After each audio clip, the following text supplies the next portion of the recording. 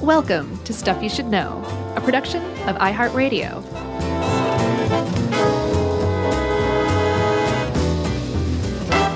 Hey, and welcome to the podcast. I'm Josh. There's Chuck. There's Josh. Not me twice. There's Chuck. Guest producer Josh is back in the house. Yeah, and there's little Chuck in your pocket. Remember Little Elvis? I was just about to say that. You so got that good. right, Tiny E. Oh, man. What a great sketch. It really was. That was Nicolas Cage, wasn't it? Yeah, man. Did you ever see Mandy? Yes, it was terrible. I don't care what anybody else says. Did you hate it? Terrible, terrible movie. Yeah, Noel and I talked about it on Movie Crush. He's seen it like 4 times. Thinks it's the best thing ever. Come on, Noel. And he was like, people either love it or hate it. And I was like, actually, I was kind of in the middle. Were you really? Yeah, I mean, I told him young Chuck, like 22-year-old college Chuck, Sure. would have probably liked it a lot more. Yeah. But today, Chuck was kind of like, I get it. Like, sure. Sure. Parts of it were fine. Sure.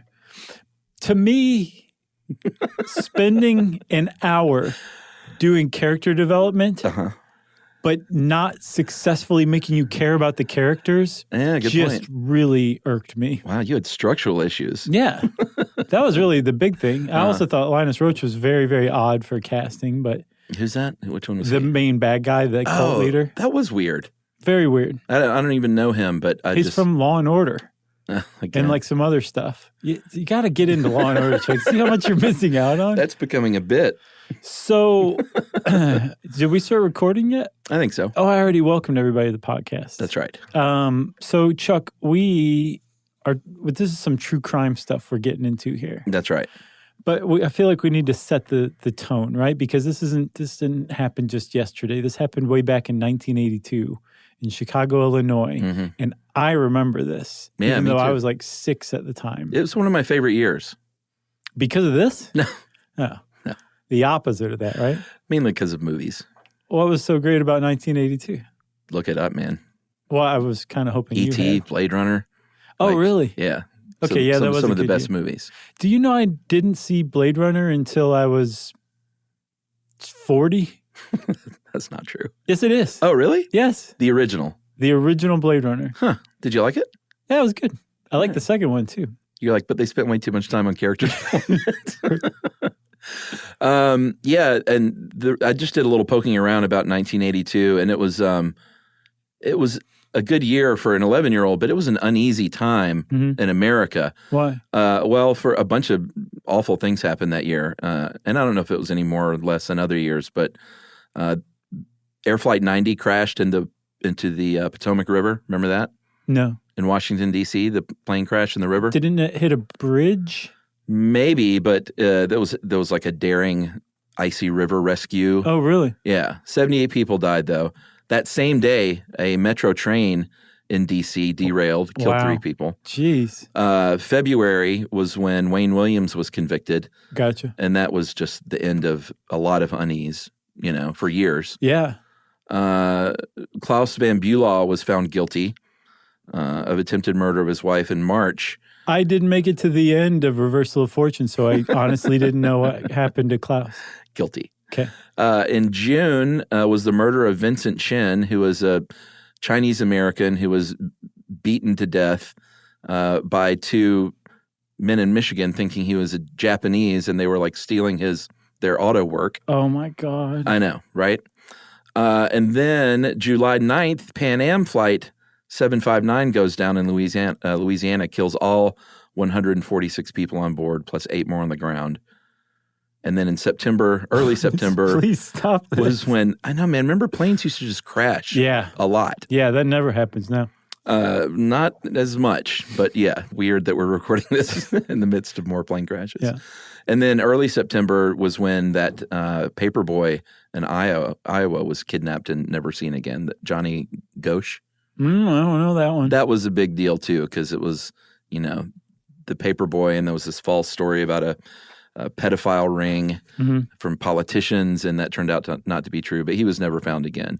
So basically everything that's going on today is just a rehash of 1982, it sounds like. I just remember being about that age, and the nightly news sort of just being a horror show, Yeah. and not politically speaking. Real bad incidences occurring. Well, yeah, plane crash, like just about at any age, Like that'll bring you down if you see that on the news for sure. Yeah. Because, when you get on a plane, you think, maybe this plane will go down while I'm on it, and that would be terrible. Although I wasn't flying at 11. So all of those things you just mentioned, sweep them totally off the table. Okay. Because come the end of September of that year, nothing else mattered but what we're about to talk about now. That's right. Nothing came close to taking over the national psyche, like the deaths of 7 people beginning on September 29th, 1982 in Chicago, Illinois. Yeah, and one of the articles I read about this, I mean, are we trying to keep it a secret? It's a show title, right? Yeah. I think they're going to have to figure it out. So, yeah, go ahead. The Tylenol murders? Yeah. Okay. You're like, oh, no. But that comes up in part 2. Oh, yeah, this is a 2-parter as well. So buckle in, everybody. So I was doing some research, though, and I saw one article that said something about, the first domestic terror incident in the United States that nobody's ever heard of. I was like, what? Who hasn't heard of this? A millennial wrote that headline. Well, I have to say, Josh on the way in here. Yeah. I told him Tylenol murders, and he went, huh? He goes, what's Tylenol? You old codger.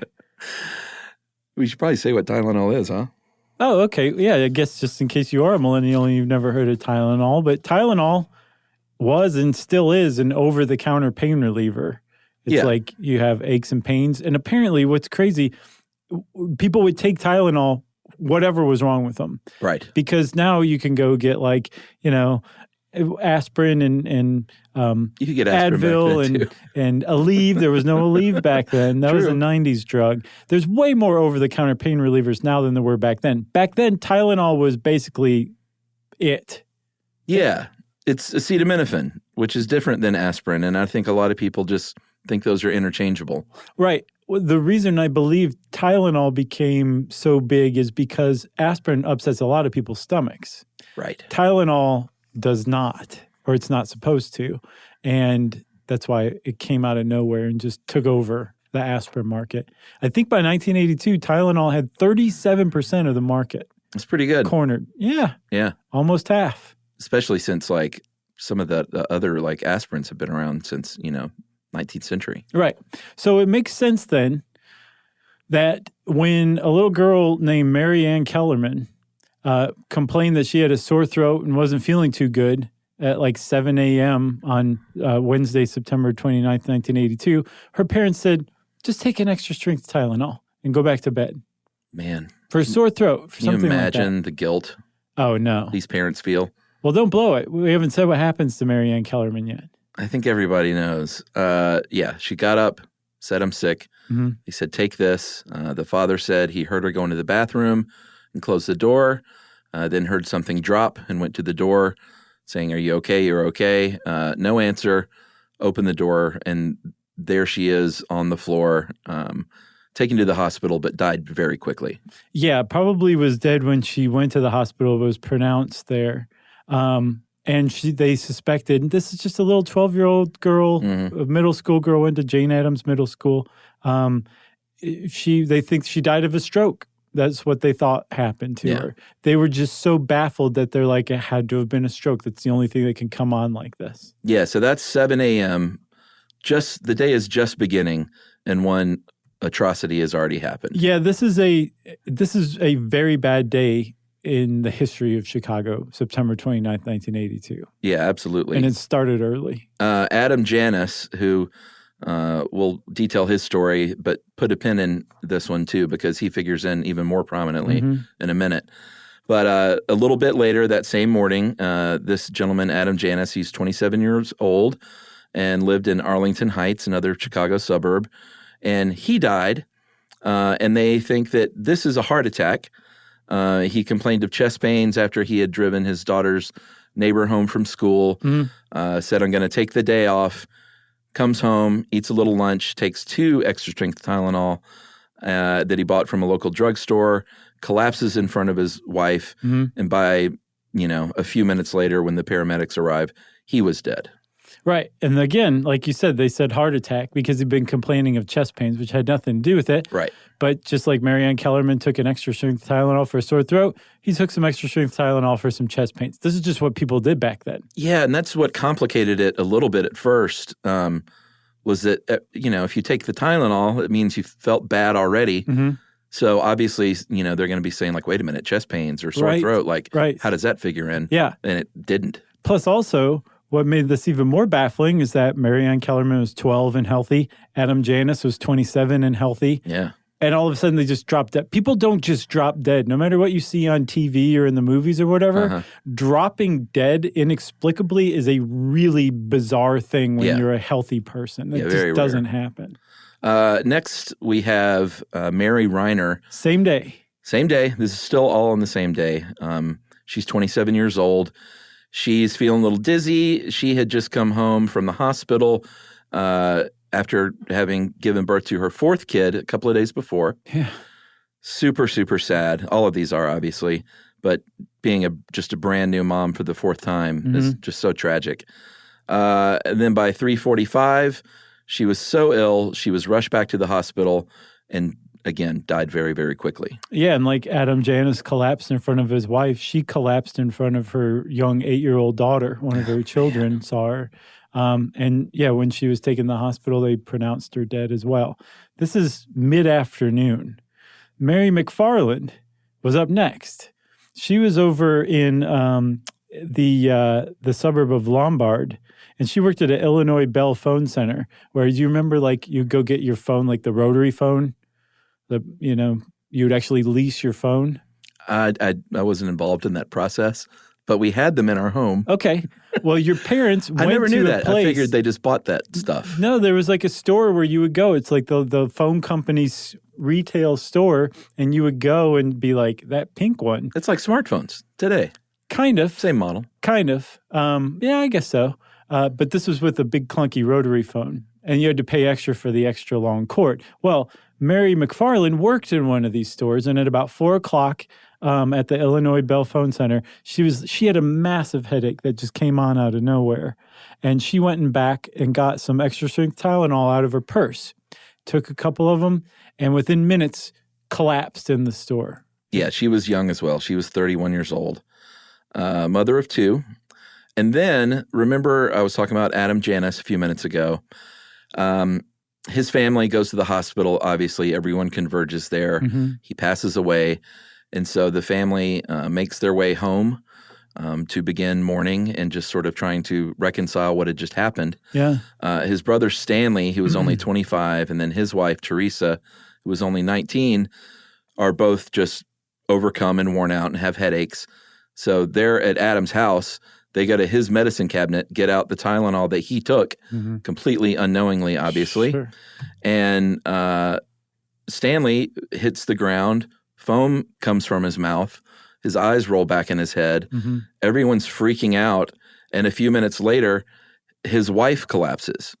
And they call the ambulance. By the time the ambulances get there, I think Stanley died that day, and Teresa somehow managed to live a couple of days. Yeah, she hung on, and I don't know if like her dose was lesser or what, but she survived for a couple of days after that. Yeah, I mean, my guess is that there just wasn't as much cyanide in the capsule she took. Right.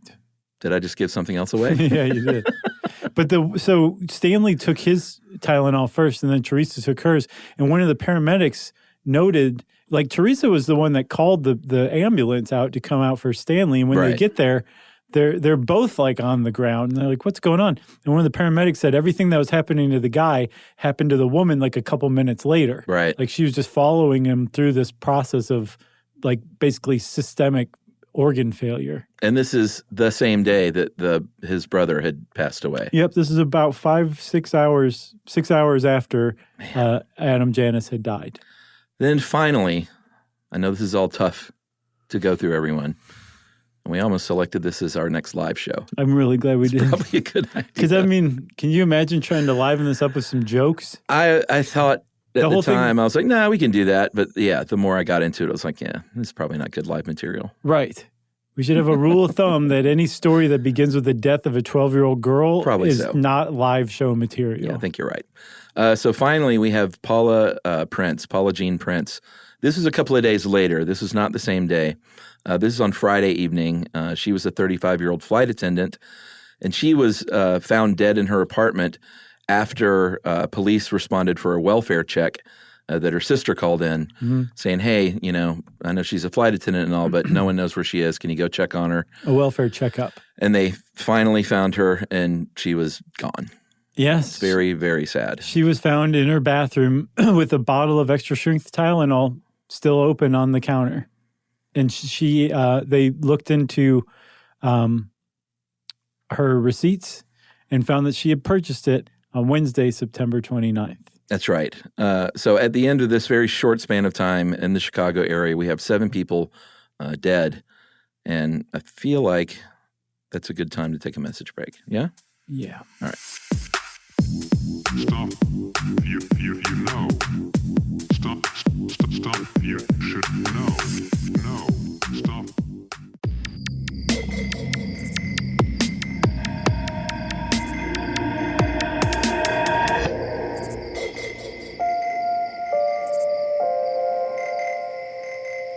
Okay, Chuck.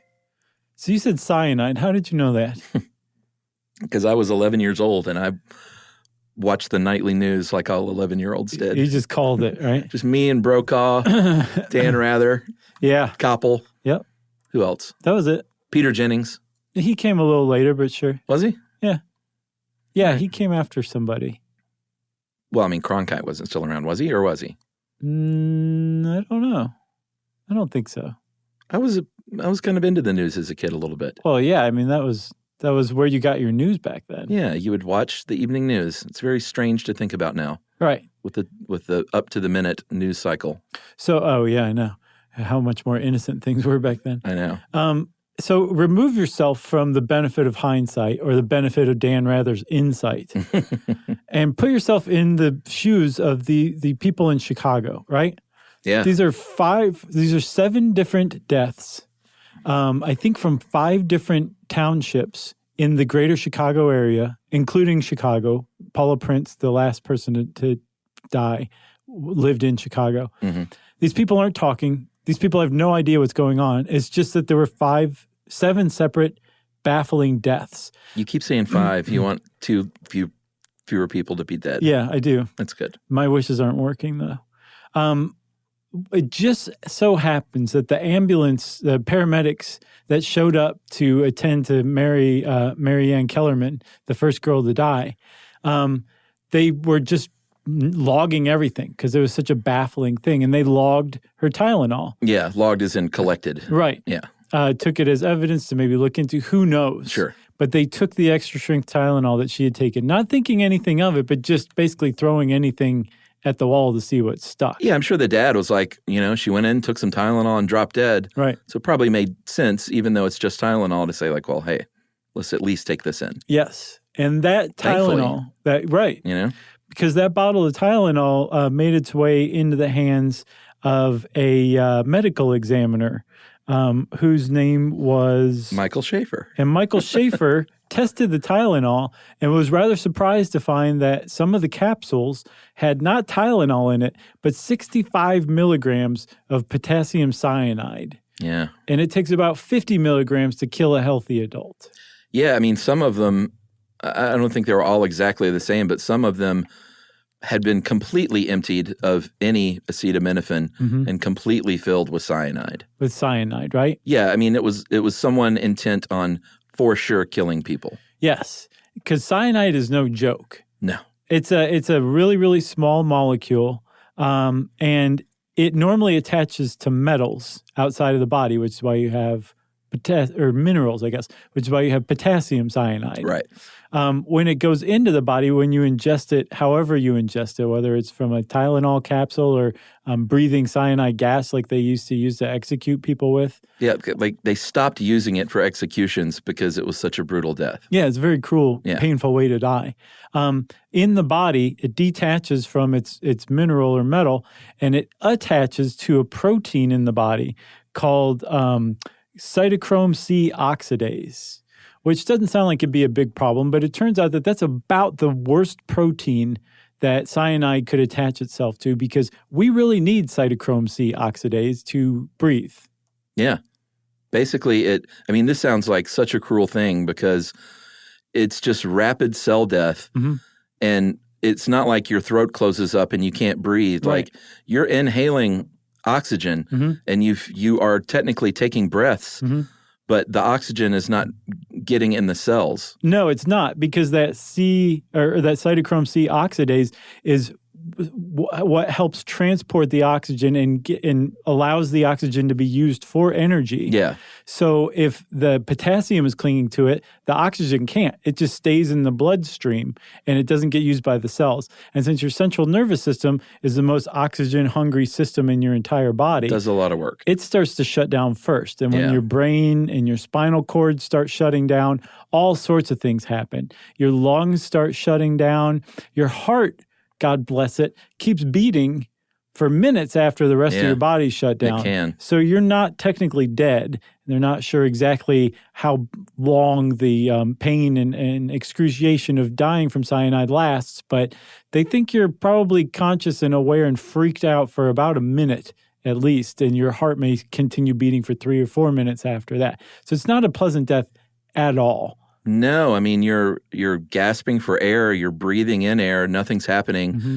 Like I said, Stanley Janus, he was foaming at the mouth and his eyes rolled back in his head in front of his family. It's just like, it's awful, like writhing on the floor, gasping for air you're breathing, but it's not doing anything. It's just, I can't imagine anything more horrifying. Right, because your central nervous system is kind of fallen out of its out of control or rhythm. Convulsions are usually a hallmark of cyanide poisoning. And then you turn bright red at the end of it. Yeah, Your skin. a cherry red, they said, because when your body has gotten rid of oxygen to your cells and the oxygen becomes depleted, your skin kind of turns like a rusty brownish red.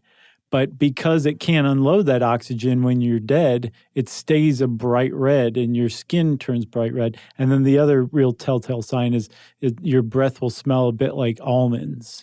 Yeah, not a bit. These bottles supposedly were really pungent with bitter almond, and unless you know what that means, then you're probably not clued in, Like I wouldn't have known. Sure. If I opened a bottle of Tylenol and it smelled like bitter almond, I'd probably be like, huh.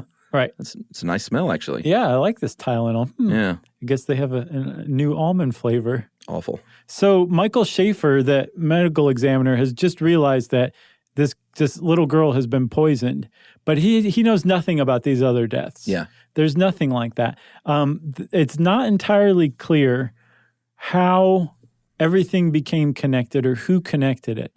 But what I find just particularly astonishing is that within just a few hours, by the evening of September 29th, people were saying there's something up with the Tylenol in these mysterious deaths that have been going on all around Chicago. Yeah, we'll get into the dragnet they cast, but within a few days, they had kind of solved everything but who did it and how it may have happened. Who done it? Who done it?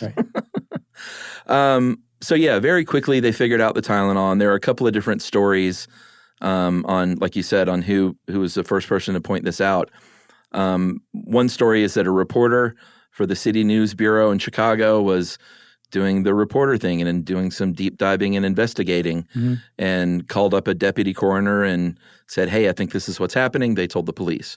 Another story is that two people who didn't know each other kind of came together independently to let people know. One was a fire captain named Philip Capitelli. I knew it. I knew you were going to do that. There was like a 90% chance. You know why? Because we got a lot of support from people that wrote in saying, I'm Italian and I love it. Keep doing it. Right. And only one guy who hated it. But ironically, it was Fire Captain Philip Capitelli That's who right. had written in and said no. So he here was his deal. His mother-in-law was friends with Mary Kellerman, the victim's mother. Yeah, the first of the little girl. And she said, hey, would you mind looking into this? because I'm friends with this little girl's mom. And it's weird that she dropped dead at Sure. age 12. And he's a fire captain, and they're all connected to, the police and to the Sure. medical community. Everybody knows you want something done, ask a fire captain. I would. Sure. Because they'll bust into the room with an axe I know, and get everybody's attention. So he's investigating, and then there's a nurse named Helen Jensen, and do you know why she was so into this case? Was she just a do-gooder? No. She was the public health nurse for Cook County, I believe. Oh, okay. So she had an official designation to investigate. Yes, but unfortunately, no one would listen to her because this is 1982 and she was a nurse. Right. Even though she was like a public health director, she was still a nurse and people wouldn't listen to her. And she recalled in an oral history I read about this that she was stomping her feet out of frustration, saying like there's something wrong with the Tylenol. Like the Tylenol is behind all this, and people wouldn't listen to her. So Amazing. Supposedly she and Philip Capitelli got together and joined forces. Right. And I guess we're able to convince everybody that no, there's something wrong with the Tylenol. And by this time, people started talking. Sure. And the idea that Michael Schaefer had identified Tylenol, I don't know if it was the same day or the day after or something like that, but all this is within a span of 48 hours tops. Yeah, it was really fast. That all of this is going on, that the dots are being connected. Right. So then what follows is Cook County's Deputy Chief Medical Examiner, Dr. Edmund Donahue, holds a presser. I've either watched this one or one of the other ones. Like I remember specifically seeing this press conference on the news. Probably saw Jane Burns. That would have been the nationwide one, I guess. Yeah, and I was like, how would that have been nationwide? And then I looked it up. WGN was a superstation starting in 1980. Oh, you know it, man. So everybody saw it because WGN could broadcast nationwide by 1982. I watched Cubs games as Sure. a kid just because it was on. Yep. That was it. Like that and Braves games were all you could see. Yeah, man. So Dr. Donahue has a presser, a local presser. Of course, there is panic initially. Yeah, he scares the S out of everybody because he comes out of nowhere and says, stop taking the Tylenol. Oh, yeah.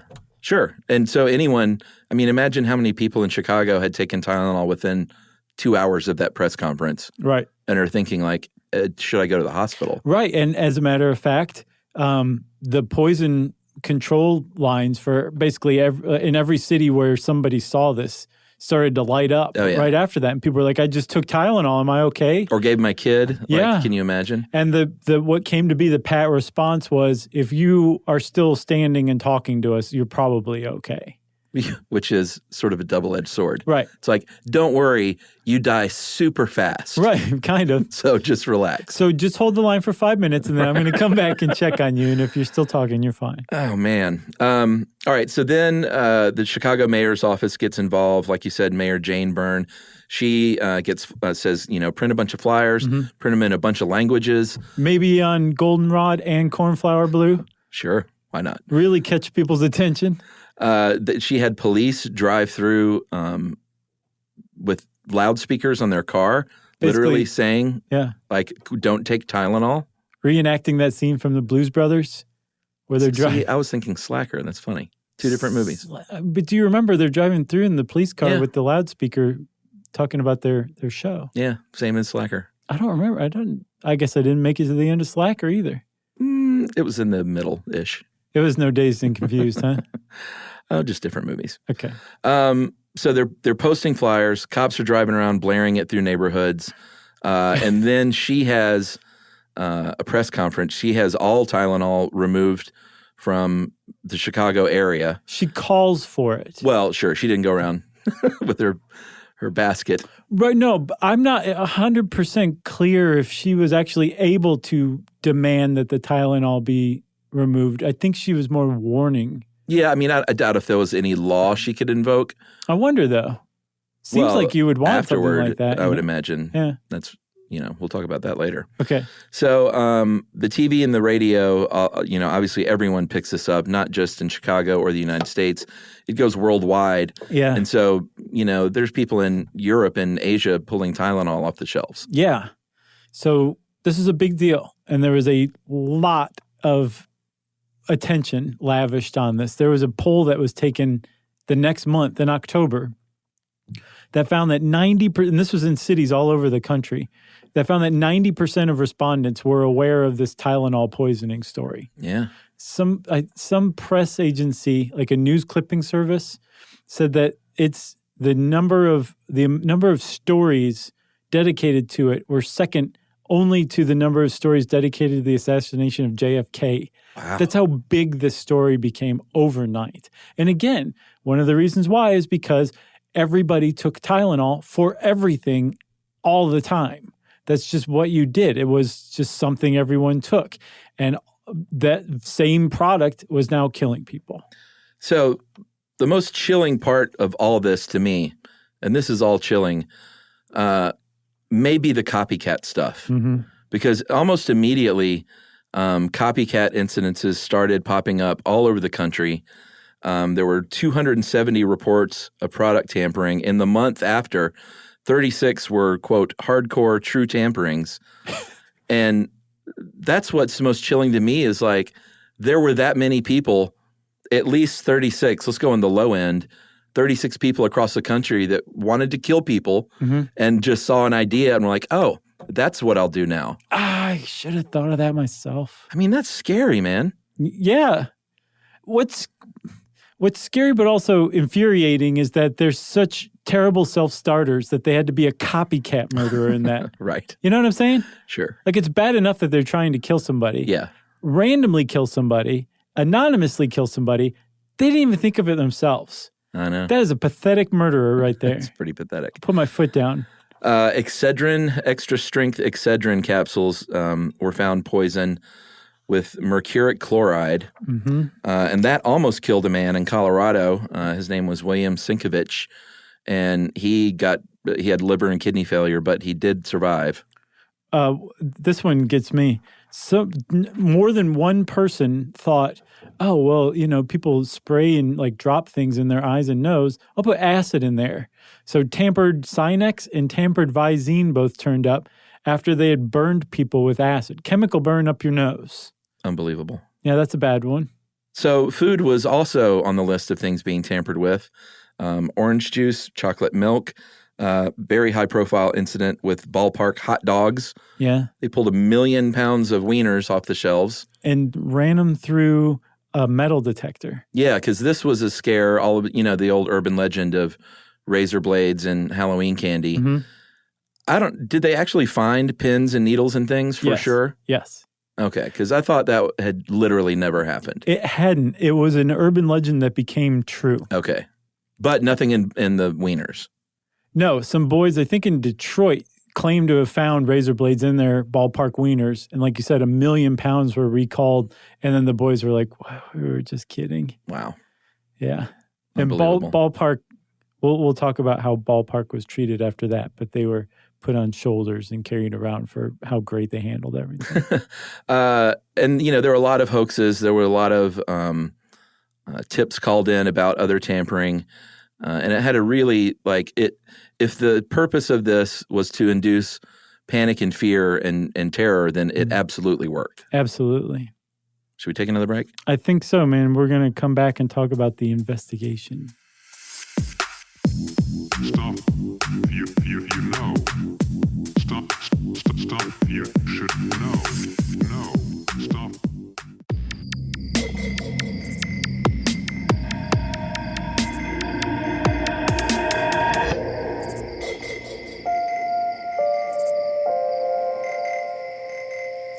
Okay, Chuck. I also want to point this out. Time magazine. You know how I'm like super into like going back and reading contemporary news articles about an event? Yeah. This one, I mean, it's all over the place. But Time wrote about the copycat incidents back in 1982. And they said that the copycats were trying to, quote, emulate their demonic hero, the still unknown poisoner. Their demonic hero. That's what the journalists from Time decided to go with. That's funny. That seems like a very 2019 thing to write. That's what I'm saying. I feel like we're reverting back to 1982 right now. Are we? I guess so. After that intro of yours, I'm now convinced. All right. So everybody's freaked out. There are whole towns that canceled Halloween because remember, this happened like a month before Halloween, and everyone was very scared about candy tampering because of the urban legend. Sure. In some places, it turned out to be true, a self-fulfilling prophecy. There were all these hoaxes. There were all these actual true product tampering, copycats. People were freaked out, and the cops needed to do something. And initially, these 7 different deaths in 5 different towns in the Chicago area were being treated as 5 different investigations. Yeah. That didn't last for very long. Within 2 days, by Friday, by the time Mayor Byrne holds her press conference on WGN, what came to be called the Tylenol Task Force was formed. All 5 of those investigations got folded into not just local investigations, the FBI, the Illinois State Police. FDA, of course. Yeah, the FDA was involved. And then the whole thing was led by the Illinois District Attorney's Office, who was the nominal head of the investigation. Yeah, so they figured out pretty quickly that, like I said earlier, they cast their dragnet. They come up with about a 50-mile radius of where all this stuff was bought and sold, and go investigate drugstore after drugstore. And they did find more bad Tylenol that still sitting on the shelves, thankfully. Yeah. I don't want to skim past that. They found more Tylenol waiting to be bought. That's right. Like just sitting there like, hey, come buy me within 2 days of these first deaths. That's right. These first murders. We keep calling them deaths. These were murders. That's right. And they name their case. There are always code names for all these cases. This one ranks pretty low, in my opinion. Timers, Tymurs, short obviously for Tylenol murders. At the very least, the S should have been a Z. Timers. Yeah. Yeah. Just give it a little flavor. Agreed. So the cops are there was some confusion about how this went down because they're trying to figure out, did it happen at the factory? Did it happen after the factory? Right. What's the supply chain like? Well, that's huge. That's like the crux of the investigation. Oh, yeah, absolutely. Where did the tainting occur? Yeah. So they found out that all of the containers were from lot number MC 2880, which was pushed out in August. Again, this was the end of September. Yep. In all states east of the Mississippi, plus the Dakotas, Nebraska, and a bit of Wyoming. Just a touch of Wyoming for flavor. That's right. Like the Z. For that mesquite flavor. Right. However, they were from different production plants and they were sold in different drugstores. Which is weird. It's tough to wrap your head around that because it's the same lot. Right. But they came from different plants. Right. And it turns out Tylenol has also a really weird, convoluted distribution network. I think that's every company. Okay. I have a friend that works in supply chain management, and I was like, huh? So supposedly they'll take boxes and open them up and repackage them in smaller boxes, and it happens at like different companies at different points around the country. Yeah, it's pretty complicated. It is. From a product from factory to your mouth. Right. Like what happens to kind of everything. Yeah. I would think simplicity would be safer. Much. Probably not cheaper, though. You're probably right.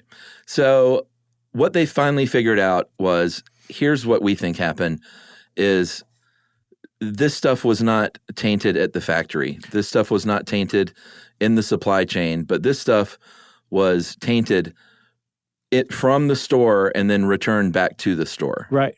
Because these pills were sold in different stores, which is a big one, because it not only could it have been like part of the factory, it could have been one of the local stores' distribution centers where there was somebody messing with it. Right. But since they were sold in Jewel food stores, in Walgreens, and other places too around the Chicago area, that didn't make any sense. It couldn't have just been like the Jewel distribution center. It also, because they were coming from different production plants, it really couldn't have been the production plant or the factory where it came from. Right. It had to be, like you said, happening at the stores. Yeah, and there were a lot of initial theories. Was it someone who, like a former disgruntled employee of Johnson & Johnson? Right. Was it someone, was it just a serial killer who just picked Tylenol and wanted to randomly kill people. Right, and that's weird. That's a weird idea at the time. Like now it just seems normal. Like, yeah, probably. That's sad. But this was 2 years before the San Ysidro McDonald's massacre, which is one of the next random killings of people who just happen to be in the wrong place at the wrong time.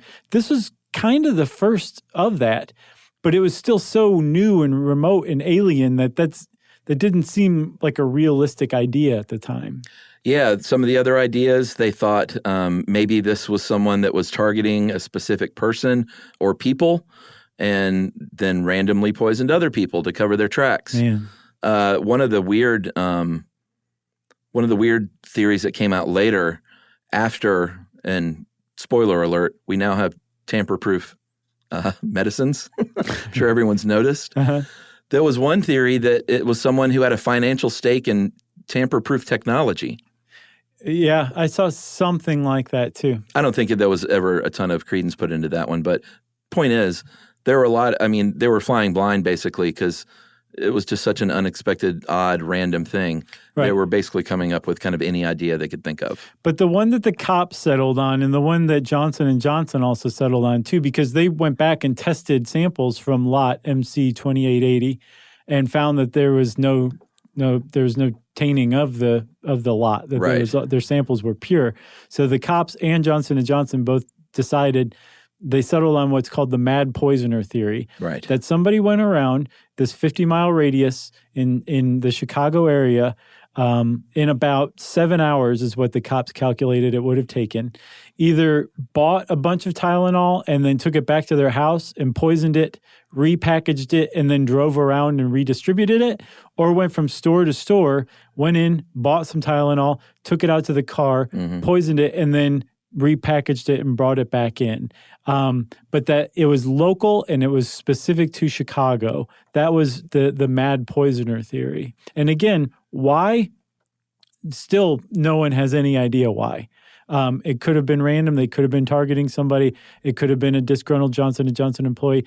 But the main theory for the Tylenol killings of 1982 in Chicago is the mad poisoner theory. Yeah, and do you know how they tested the rest of that lot? How? They got Detective John Pinky McFarland, who had the best drug pinky in all of Illinois. Right. And he went around and dipped that pinky in, touched it to his tongue, and said, "It's good." He's like, I can't feel my face right now. The guy's a legend. Yeah, his pinky ring is so significant he can barely lift his finger. He only lifts it to test drugs. I told you we'd find some jokes. Sure. So by mid-October, this is sort of the final bit of part one here. There was another bottle that they found, another tainted bottle. This is so crazy. That was purchased on September 29th, so it fit the bill. And it was a woman who was feeling bad and went to go get that Tylenol. And her sister was like, "No, I've got some Bufferin right here. Just go ahead and take that." Mm-hmm. And the lady presumably said, "Well, I really prefer acetaminophen, but I guess I'll take an aspirin." Her sister-in-law saved her by offering her Bufferin instead. You believe that? She was steps away from dropping dead at a family gathering. Unbelievable. Yeah. And that is a good place to stop, huh? Yeah. So that's part one of the Tylenol murders, or Ty murders with an S.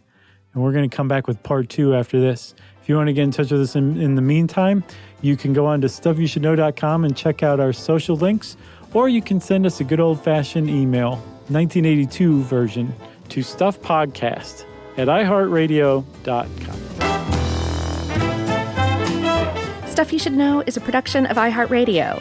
For more podcasts from iHeartRadio, visit the iHeartRadio app, Apple Podcasts, or wherever you listen to your favorite shows.